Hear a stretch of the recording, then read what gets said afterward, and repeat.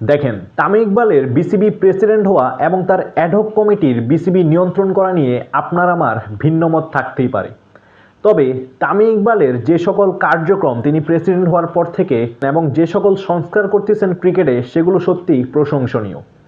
Local cricket থেকে শুরু করে ফার্স্ট ক্লাস এবং ঘরোয়া টুর্নামেন্টের উন্নতিতে তিনি বেশ ভালোই নজর দেওয়ার চেষ্টা করতেছেন এবং আমাদের পিছিয়ে পড়া ক্রিকেটাররা, নজরে না আসা ক্রিকেটারদেরকেও খুঁজে খুঁজে বের করার চেষ্টা করতেছেন এবং যোগ্যদেরকে সুযোগ দেওয়ার চেষ্টা করতেছেন।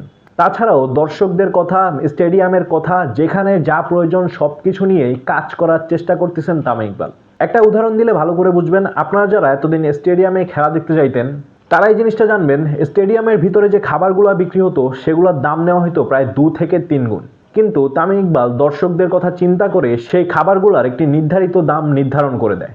এই কথাটি এর আগে কোনো বিসিবি এতটা গুরুত্ব সহকারে ভাবেনি।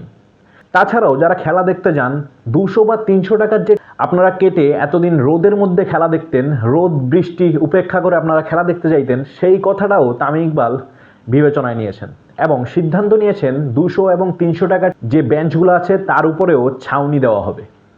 তা সত্যিই প্রশংসনীয়। অথচ এতদিন 500 টাকার উপরের টিকিটগুলো না কাটলে আপনার মাথার উপরে ছাউনি থাকতো না, রোদ বৃষ্টির মধ্যে পড়তে হতো দর্শকদের। সেই কথাটাও চিন্তা করেছেন তামিম ইকবাল। তাছাড়াও আরও কিছু উল্লেখযোগ্য কাজ করেছেন। এই যেমন বল বয় সংস্কৃতিটাকে তিনি ফিরিয়ে এনেছেন। বল বয় নামটি প্রত্যাহার করে তিনি যদিও তাদেরকে ফিউচার স্টার নামেই পরিচিত করিয়ে দিয়েছেন এবং প্লেয়ারদেরকে ফ্র্যাঞ্চাইজি লিগে খেলতে দিতেও তিনি অনেকটাই পজিটিভ চিন্তাধারার।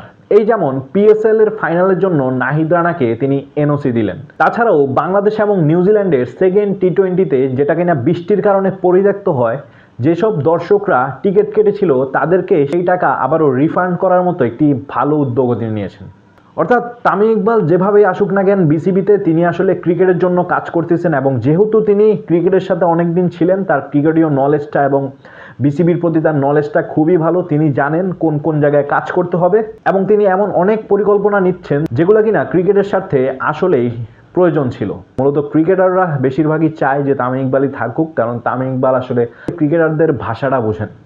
এ কারণে হয়তো তামিম ইকবালের কিছুটা বেশি চান্স থাকবে আগামী নির্বাচনে, বিসিবি নির্বাচনে প্রেসিডেন্ট হওয়ার।